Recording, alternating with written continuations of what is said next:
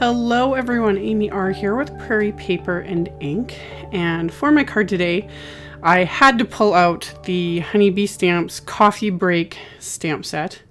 I love all things coffee, and I thought it would be kind of fitting to make a slightly non-traditional sort of Valentine's card with it. So I'm using the to-go cup from the set, and I'm stamping it onto 3 post-it notes at once. So I don't need this outline image on the other 2, and then this way, by just stamping it once on multiples and cutting them all out at once, I now have multiple masks with very little effort, and I can save these masks with the stamp set for future projects, etc. And I'm using my Tim Holtz platform here to stamp everything, and I'm also using the MISTI Creative Corners, just this L-shaped ruler. I wanted to keep my piece of cardstock kind of away from the edges because I wasn't 100% certain where I was going to stamp all these coffee mugs and how far off the edges they were going to go. So this just helped me kind of line everything up. And then if I need to remove that ruler, which I do near the end, my piece is all lined up so I can stamp things multiple times because I am stamping this onto some watercolor paper. So I'm using distress watercolor paper for this, and I figured out kind of my layout because I do plan on die cutting this with one of the A2 double stitched frames dies. So after I kind of figured out my layout using the post-it notes, now I can get to actually stamping them. So I'm inking up the to-go mugs with the My Favorite Things Extreme Black ink, and I stamped my first mug, masked it off, so this one will appear in the front. Anything you want in the front of all of the images or whatever it is you're masking, that's the one you're going to stamp first. That's the one you're going to mask first. Everything else is going to appear as if it's behind that. So I'm just going along and stamping, then masking, then stamping again. And I ended up just needing just those 3 masks, which was perfect. If I needed to cut another one, I could have. But I stamped the first 2 in the center and then the one on the far left there. And then now I'm going to work my way towards the right. And I only need to mask off one more of these coffee mugs, or to-go cups, whatever. Ink that up, stamp it, mask it off, and then I can ink up the final one.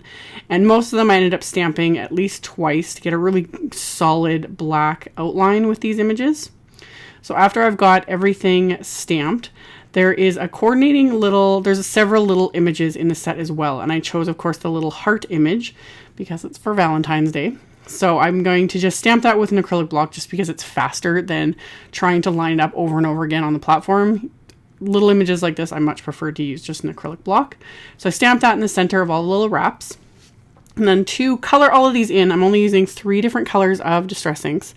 I am using Picked Raspberry, Mustard Seed, and Blueprint Sketch this time. Usually I go for like Mermaid Lagoon, but I wanted a bit more of a true blue this time because I'm kind of matching the colors to, you can kind of see it in the bottom of the screen there.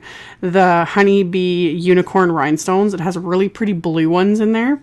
So that's why I chose this blue this time. And I'm doing everything in kind of rainbow order because I just thought that would look so fun. And since I've only got 5 mugs on here and I want the entire rainbow, like, pink, orange, yellow, or pink, orange, yellow, green, blue, purple, I decided to fade one color into another onto each mug, which was actually kind of more fun anyway. I love the dual colors.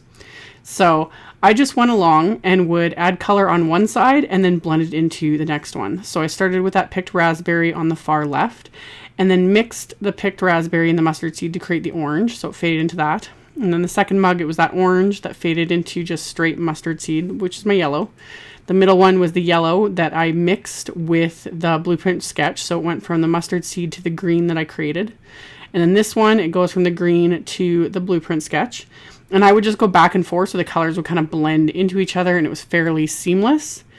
And then for my final one, I'm going in with the Blueprint Sketch, and then I'm mixing that with the Picked Raspberry to create a purple. And those two create like the most gorgeous shade of purple. I love it.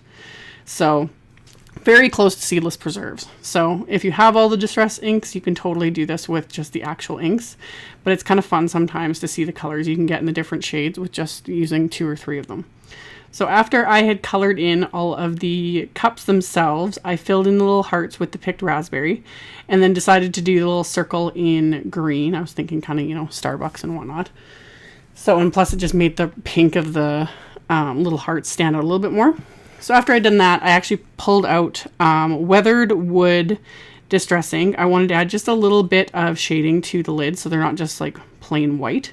So all of this I'm just doing with my little detail water brush, and I always have something off to the side, you know, some paper towel or a cloth or something to wipe off my water brush when I'm getting too much water or when I want to change colors, etc. So I'm always like wiping that off between colors or when my brush gets too wet.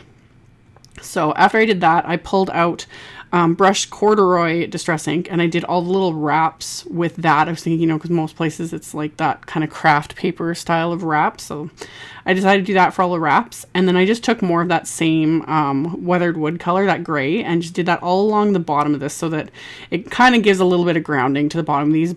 And I didn't do a whole lot of, you know, shading and shadows there because a bunch of it's going to get die cut anyway, so you're not going to see it. But I just wanted to quickly fill that all in. So after I'd done that, I was thinking about how I was going to do the sentiment, and of course I was going to use a coffee-themed sentiment, and there's the scripty coffee word die cut. So I actually just grabbed a scrap of more of this distress watercolor paper and painted on those colors in rainbow order again, and I just had the die right above it so I could see how much space I had so that I could blend the colors into each other, and then when I go to die cut this, the colors are all showing up on that die cut. So I would just hold it over top, make sure everything is going to fit here, and then fill in those colors and blend them all into each other.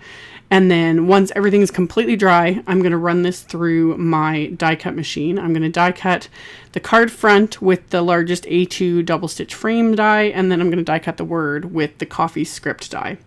So after I have everything die cut, I then line it back up in my stamp platform here so I can stamp the rest of the sentiment. And these are all from the Perfect Blend stamp set. So there's tons of words. You know, what Honeybee is so well known for is these sentiment sets with tons and tons of words. So you can just build whatever you want. So I butted up all these words together so it says, I love you more than. And then I closed the lid of my stamp platform, inked it up with that same black ink, and ended up stamping it twice to get a really black, crisp sentiment. And after I'd done that, I was originally going to just adhere the die cut sentiment right flat to the card, but I couldn't help myself. I had to die cut a couple more and stack these. It just gives all that extra depth and dimension to die cut sentiments.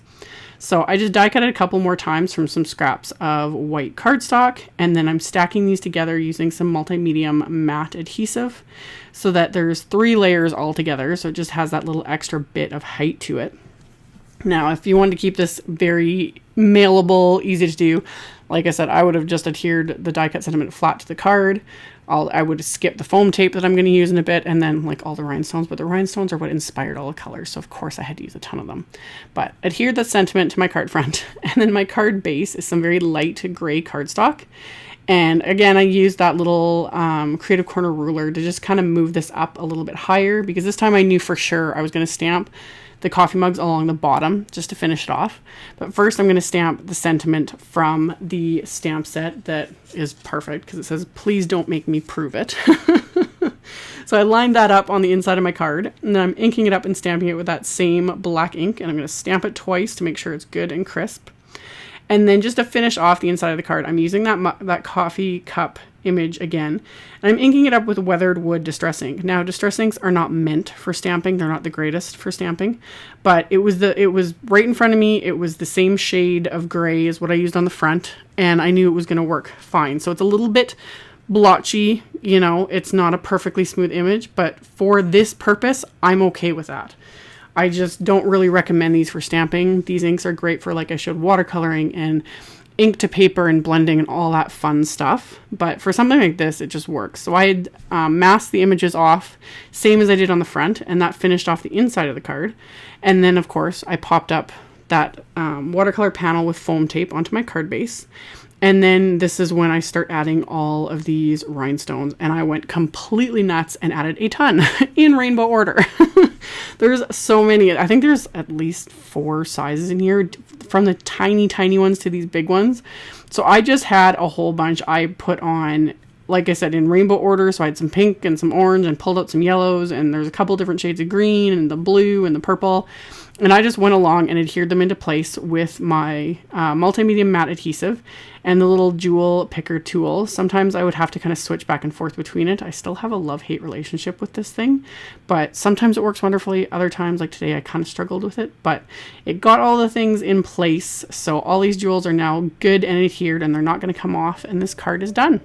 So there will be a link below the video to the blog post with links to all the supplies used, so you can check that out below if you are interested. Thank you all so much for watching and subscribing and thumbs upping my videos, and I will see you all very soon in the next one. Bye.